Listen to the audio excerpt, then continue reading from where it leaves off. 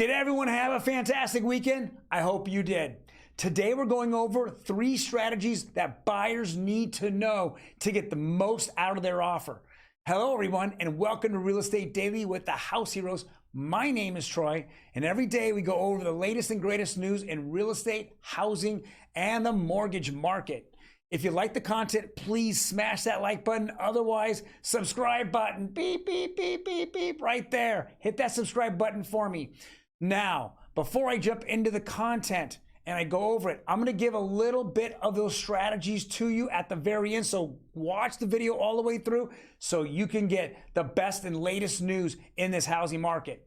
First article, CNBC. Fed rate hikes have calmed the competitiveness in the housing market down, says Keller Williams Dalton. Yes, it has. The direct effect or collateral damage by the Fed when raising rates is the mortgage rates go up as well.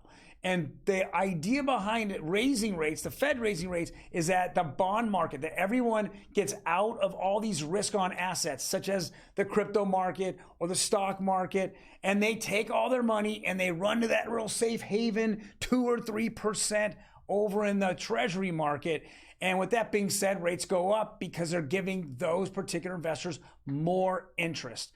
So with that obviously being said as well, we're just seeing that this is collateral damage. We're hoping that inflation is going on, and the Fed's going to raise rates now for the next couple of sessions. We're for sure going to see 75 basis points at the end of this month or in a couple of weeks. And we should be, there's no Fed meeting in August, but in September, there definitely will be. And again, looking at their CPI numbers, it's always backward facing. So we're going to see if they raise another 50 basis points or 25, hopefully, in that month of September. Next article here says there's still demand for building in housing, says Black Market Andy Walton. There is always demand for building, but there's not demand for profit. Or actually, there is demand for profit, but they have to go side by side. A builder is not going to build unless he makes money. And the federal government, who subsidizes wars in other countries, will not subsidize this housing market. So we have a housing crisis. What does a housing crisis do? Well, it hurts us on several different fronts. Number one, you're going to have housing prices going up because there's just not enough houses for people. So more people that can't afford it are living on top of each other, which then rents are going up. Number two, it hurts the housing, it hurts the homeless population. It keeps rising at alarming rates. Here in California, it's a complete nightmare. I just don't see the elected officials doing a good job, especially in Los Angeles, where it has just gone completely rapid, and our governor doesn't care about homelessness. He just hasn't put any money towards it. So we have to know that we have to have government subsidies. I'll say this, Governor Newsom, instead of giving everyone $1,000 or $500 or $400 so you can buy votes, why don't you put the money to good use and subsidize housing and bring it down to more affordable levels by getting in tracks, with Lennar or KB Homes, working on getting those prices down where people can have homes. It's one of that bucket list that you want to check off, but it's gone so far unaffordable right now where what you make, the rates in which you're making money is not keeping up with the housing market and the values and the mortgage. It isn't keeping up. Your salaries aren't. So we need to see this change, but we need to see it directly from our elected officials. The next one here, I'm going to go over this. There's 3 strategies in a buyer's market, and I really want a lot of people to understand this. We have completely changed from a seller's market to a buyer's market. It has been the craziest seller's market of all time. In fact, I consider it the greatest market of all time. But why was it the greatest market? Well, let's take in consideration the Fed just gave out money, and the majority of that money was to buy mortgage-backed securities or your mortgages.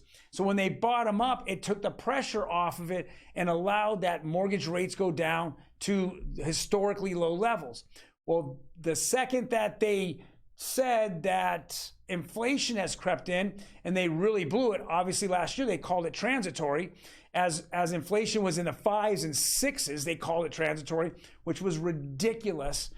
Then they started pulling the plug on buying mortgage-backed securities.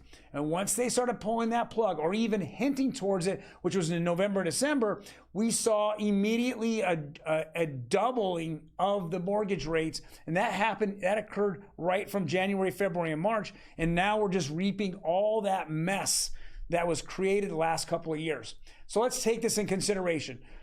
Before, the sellers were in control. Now the buyers are in control. We're going to see inventories explode up. We're going to see days on market. And we're actually going to see how desperate sellers are right now. So here's some 3 strategies for a buyer's market. Number 1, I tell my buyers, we want to review days on market.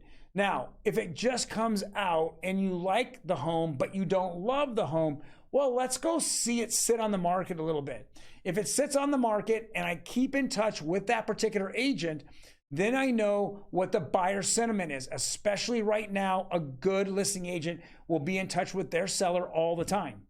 So with that being said, I'm in touch with them, and if I feel I can significantly write an offer, 15, 20, 30,000 or more below the list price, or when do I need to write it? After 2 weeks, after 3 weeks, when they did a price reduction, I want to be on top of that for my client. Second different way I look at strategies in a buyer's market is using closing costs to buy the rate down. Now, this is a very interesting technique in the respect that you can't have it both ways typically, meaning I can't go ask for a $30,000 haircut from the seller and then ask for closing costs on the same offer. So what I suggest to my clients who are looking to get that rate reduction, and buy the rate down, and by using closing costs, I tell them, hey, let's come in slightly under asking. Then let's ask for 2% back. Now, psychologically for a seller, they're coming in closer to their price. Even though they're giving money back on the back end, it's a much better proposition, and they'll be more open to it than just simply coming in $40,000, $50,000 less. That's going to take a bigger psychological, or a mental transition to go from that high to that low. So consider that. And then also, third is consider using the closing costs, especially on conventional loans, for mortgage insurance, MI or PMI. I would definitely consider that, because again, if I can save $200 versus, saving $30 or $40 as I lower the price, let's go to the strategy. Here's the strategy. If I were to ask, if a property was at $600,000 and I went and offered $550 and they accepted it, how much money would be reducing for my mortgage payment? If you look at it, $7 times 5, it's about $30, $40, $50, maybe $60. Depends on the rates are pretty high right now. But if I went in and said, okay, Mr. Seller, I'll come in at $585, but I want 2% back or 3% back in closing costs, well, now that's real money. Not only does some of that money can stay in my pocket for my buyer, but I also can utilize that money and buy the rate down. And now I can save my buyer $200 a month. So paying a little bit higher for the property and asking for closing costs and applying it to buying the rate down can save me hundreds of dollars over just simply looking for a better deal. Take that in consideration. Obviously, the third one is mortgage insurance. Same thing. If I can save $200 over saving $30 or $40, I'll do it every single day of the week, right? That's the strategy that a buyer needs to look at. You need to be with a good real estate agent so they can help you through this. It's not all about price. Please remember that. Yeah, will I save a few bucks on property taxes? Yes, I will. I'll save it. But ultimately, I'd rather save hundreds of dollars down the, for the life of the loan, or until I refi it by buying the rate down. Definitely take into consideration with that. All right, guys, thank you very much for joining us here. We appreciate all you do. Again, smash that subscribe button. Check us out. The best 5 minutes a day. You can't get strategies like this anywhere else. Can't. You guys take care, and I'll see you tomorrow.